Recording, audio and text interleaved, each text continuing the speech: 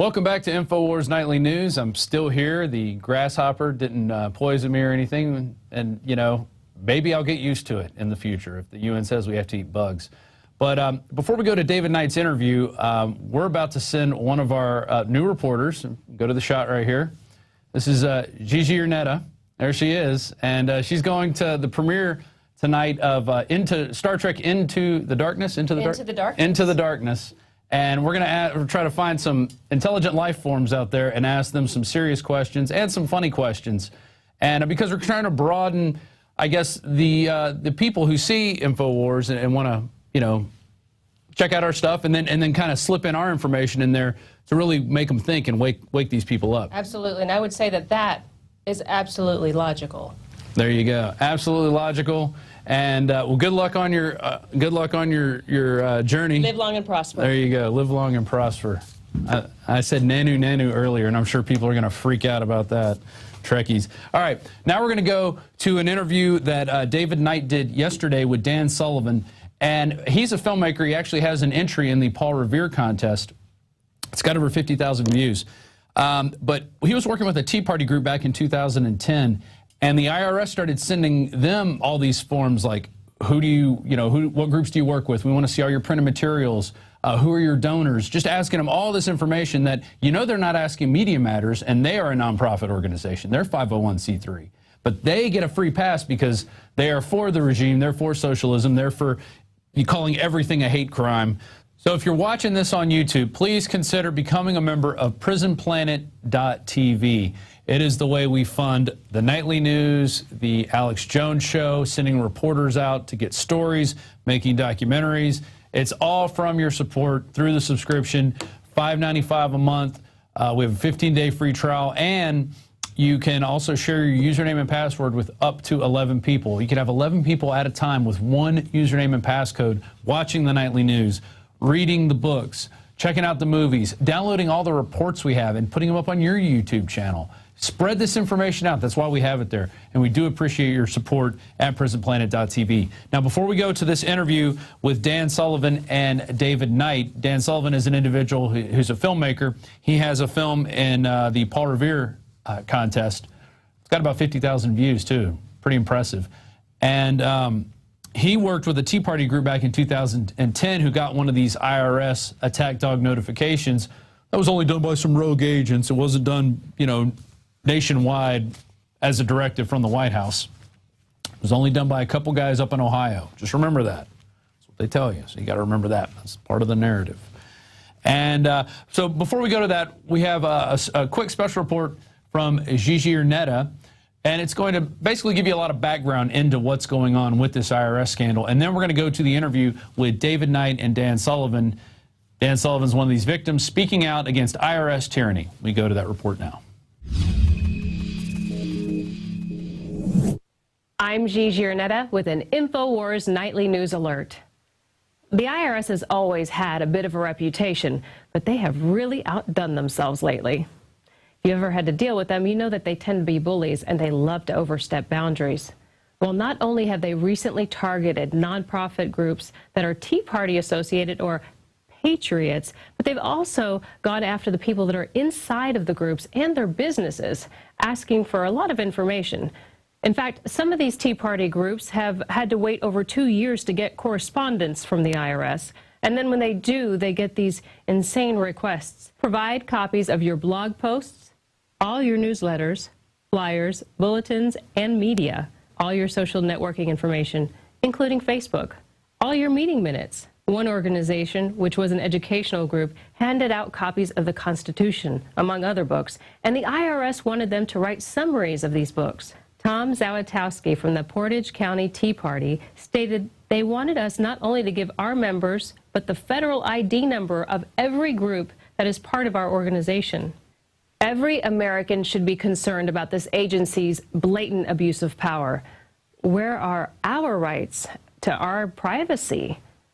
This is way worse than what Nixon did. And believe me, there are people in power way up high in the echelons of the government who know exactly what happened.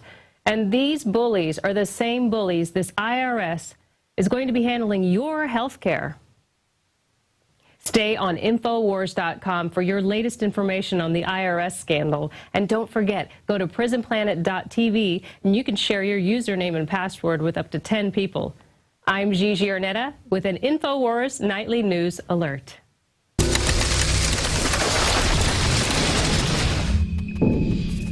Well, after our report yesterday about the ongoing Obama scandal of using the IRS to go after political enemies, we were contacted by someone who actually received one of these audits and actually sent the document to us. And we're going to talk to him in just a second. But first, the question is, why are we allowing this kind of tax system to even exist? When you look at the kind of detailed questions that are being asked by the IRS, we see these things asked of us in our personal life. If we have a business, we're subjected to this kind of scrutiny. And fundamentally, the way the income tax system is set up, the way the IRS is set up, it's not really as much about collecting revenue as it is about controlling you. When the government collects detailed information on you, on your business, on your organization, there's always a temptation for the government to use that in a nefarious way. And history has shown that they do use it to control and to attack other people. We see this throughout administrations going all the way back to FDR. We see that they're going after enemies, and it doesn't matter if they're Democrat or Republican. And that's one of the reasons why the system is not changing, because both the Democrats and the Republicans use it as a tool of power. And we have to demand that they stop asking these kinds of questions. So here with us now is Dan Sullivan. Dan, thank you for joining us. Now, you were involved in this organization. We're not going to name the organization because you're not representing them at this moment, but you were involved with them back in 2010 or sometime around that point. It's the same time that all of this was happening with all the Tea Party organizations, and it was a Tea Party type liberty group that you were involved in. Tell me a little bit about that. What when you got this this letter, how people reacted to that? Well, it was quite an intrusive letter asking quite a bit of detailed information about what was being applied for as a nonprofit organization, same as, you know, a lot of other organizations, centered around informing the public about what's going on, that type of thing from a liberty perspective. And yeah, basically the IRS decided to start targeting those type of organizations for increased scrutiny. And what I find interesting about this is that this happened after the Citizens United bill came through after the Supreme Court decision. And after that happened, which actually relaxed rules about participation in politics and that sort of thing, at that point, because we were seeing a surge in grassroots organizations, small organizations like yours. I mean, you're not funded by the Koch brothers or anything, right? No. So, you know, small grassroots organizations, we saw springing up all over the place because some of the rules were relaxed, as I believe they should have been.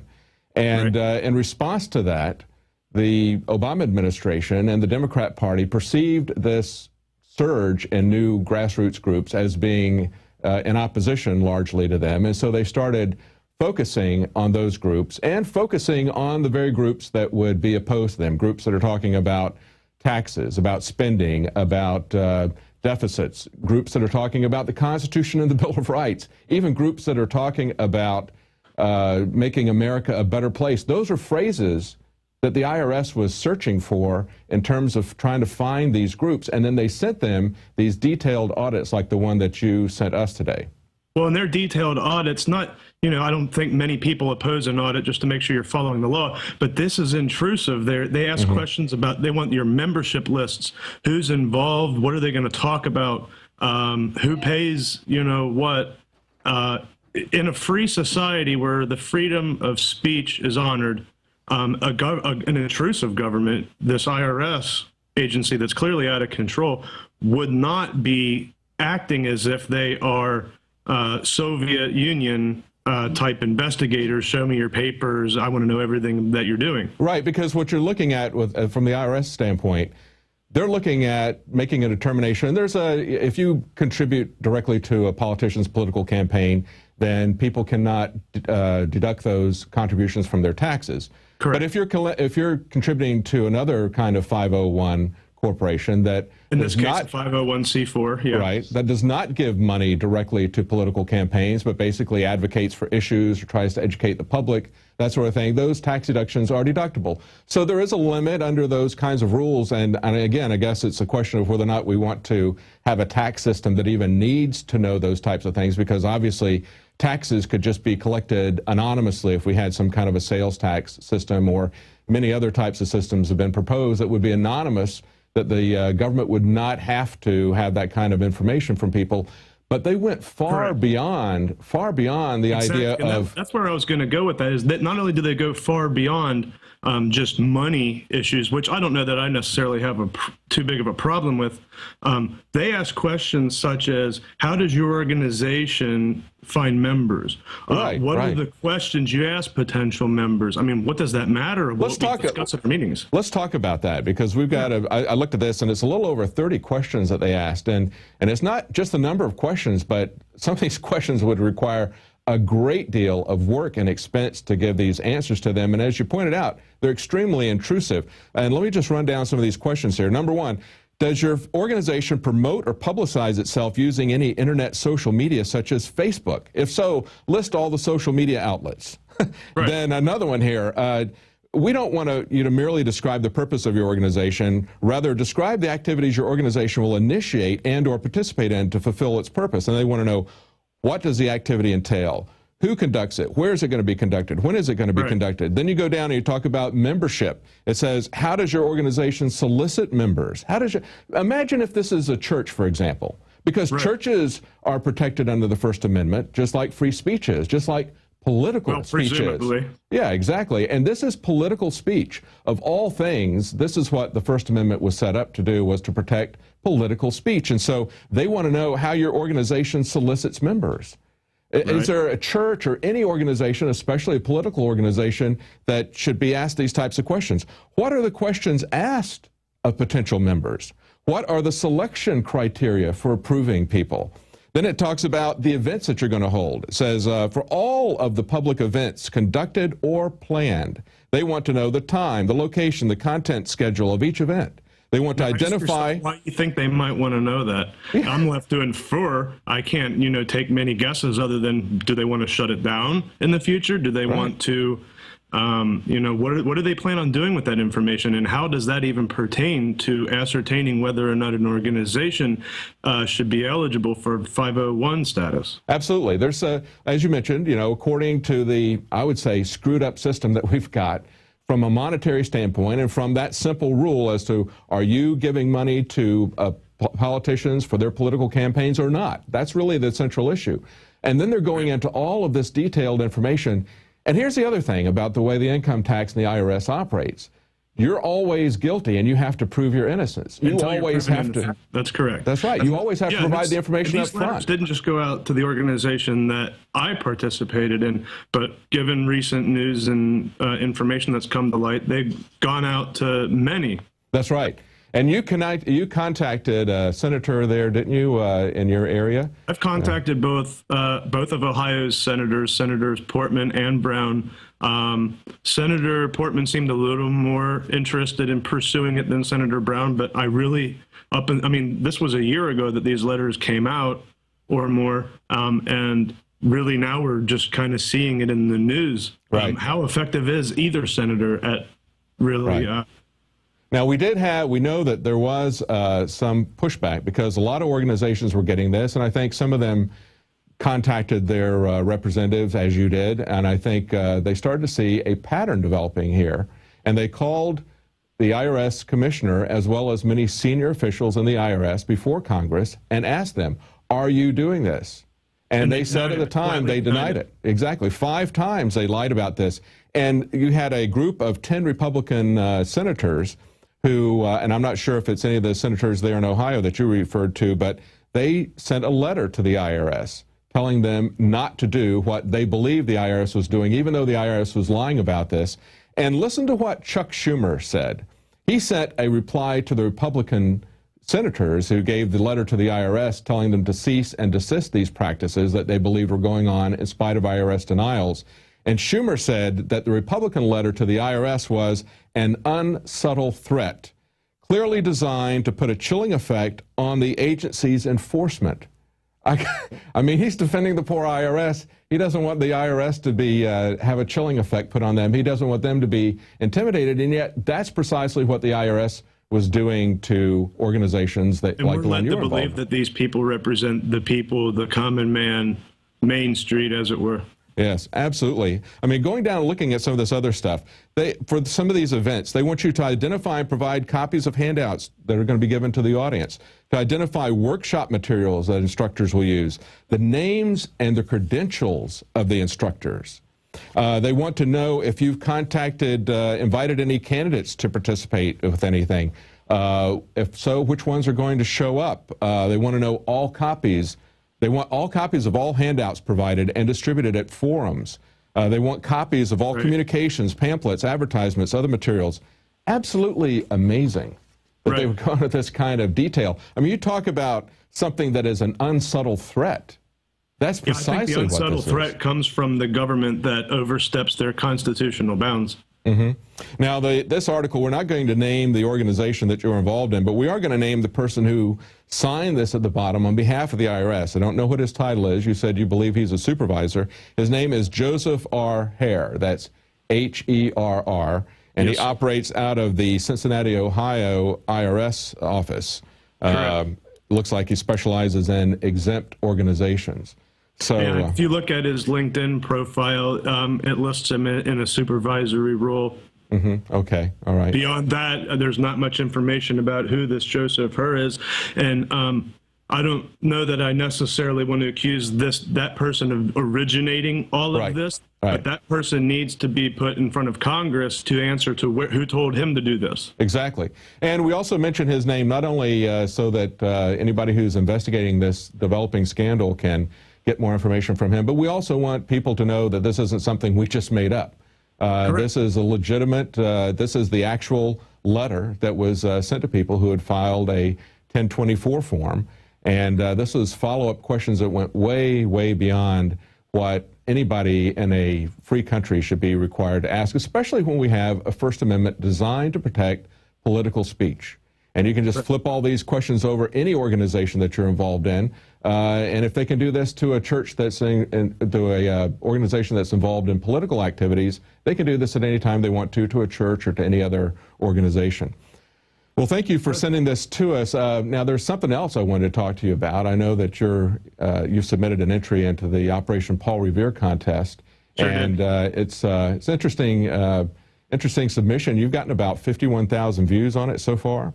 Yes, and it's a trailer for a series that you're planning on doing. It's called Article 17. We're showing a little bit of it here on the screen now. Tell us a little bit about this series that you've got envisioned. Yeah, basically Article 17 is a story that I wrote over the past 6 years. And basically what happened is people said, that's great, you wrote a story, who's going to read it, and how is it going to impact society, and what are you going to do with it?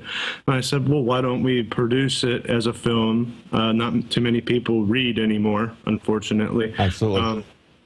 And then this Paul Revere project came up, and we said, well, why not? And what better audience than freedom-loving types of people at InfoWars?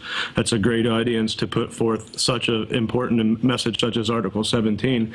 And Article 17, basically, to give you a quick rundown, it's a fictional future America where society has deteriorated and has sidestepped away from freedoms.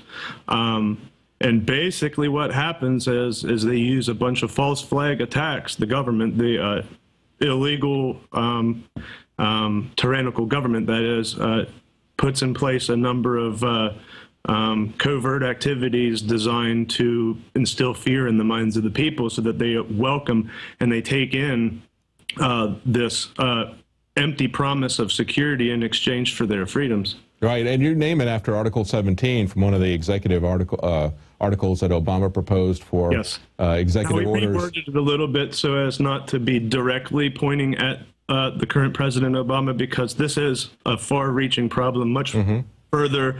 It goes much further back than I believe than President Obama. You know, I think it transcends both parties in a lot of aspects. Absolutely. And basically, what it is Article 17 in the storyline that I wrote is part of an executive order that mandates that anyone that legally or lawfully has any firearms or dangerous weapons must undergo an extensive battery of mental health evaluations. And what happens in the storyline is they blanket, determine that everybody's crazy. Exactly. And it's not, the premise that you've got here is that if anyone has a firearm, they have to submit to psychological tests to prove that they're sane. Yeah, and in essence, the exact backwards way of, not innocent until proven guilty. You are considered to be insane until you can prove yourself fit. Exactly. But it ties in exactly what we're talking about, which is the IRS. Right. Everything there you have to prove prior to engaging in any activity or before you can get a deduction or whatever. You have to prove that you're innocent, that you qualify. So just as the IRS code removes the presumption of innocence, removes our Fourth Amendment protections, this would do that in the same way. And we see a lot of organizations that are jumping, even conservatives. Right after this Sandy Hook shooting, I was hearing conservative talk show hosts all over the place saying, we really need to get the guns out of convicted criminals' hands and out of people who are judged to be insane. And we see the same thing from our police chief here in Austin, Art Acevedo, saying, we got to get it out of the hands of convicted criminals. Fine. But then he adds, and anybody that might be psychologically dangerous. And it's like, oh, okay, yeah, now we're removing due process from the I cringe at the term might be. Yeah, exactly. Anytime someone uses those types of words, because that means, well, you could someday go off the deep end. Well, I also could leave the atmosphere and travel to the moon. Some, humans presumably have done that. Well, that doesn't mean I will. But it also takes away our due process. In other words, convicted criminal is somebody who's been convicted of doing something by crime. He's presumably had due process. He's had a jury trial. He's had a defense advocate arguing for him. But in these cases, if you just say that a psychiatrist can basically write somebody up and then they lose their ability to have firearms, and anybody in their home loses their ability to have firearms. Now you've got that determination made by one person. There is no review, there is no trial, there is no jury, there is no defense attorney, and you can basically take away the firearms of anybody. You can make anybody look insane if you've just got one person's opinion there. Well, and if you have a nationalized system of medical, such as under Obamacare, and then you tie that in with this type of thing where a doctor, can just insert into your background check that they think that, you displayed a little bit of, they were suspicious that you might be upset about something, or you had a breakup with your spouse, or, whatever. This person could be unstable. Well, next time you go, you might not find out about it until you go to lawfully buy a firearm, putting, your background check information forward like an honest citizen, and then you find out that, after the fact, without, like you said, due process, that this is going to happen to you. Absolutely. Well, thank you, Dan. I appreciate you giving us that information and being on the being politically active and even trying to do something to help the cause of liberty. Also appreciate you getting involved in the Paul Revere contest. Looks like a great series that you're working on, and you're getting a lot of views. You've got over 51,000 views right now on there, so good luck with that. Thank you very much. Thank you for participating, and thanks for giving us the information. All right, not a problem. Bye-bye. Well, a great job from Dan on his Paul Revere entry. As we've said, you are Paul Revere. You are also the eyes and ears of the vigilance that's required for liberty. And just as we saw with his activism in Ohio, getting involved with a group that's promoting liberty and limited government and being aware of what's going on. And when the government does things that are wrong, when they persecute people who are trying to organize at a grassroots level to try to get back liberty, get back freedom, get back to the Constitution, then it's time for people to speak out and say that what their government is doing is wrong. So I appreciate Dan doing both of those things. And if you'd like to help to share the information with people, you can go to Prison Planet TV and become a subscriber if you're watching this on YouTube. One subscription will allow you to share that with 10 people simultaneously. It helps to provide for the cost of the bandwidth and the operations that we provide here. Well, that's it for tonight. We'll be back tomorrow at 7 Central, 8 p.m. Eastern.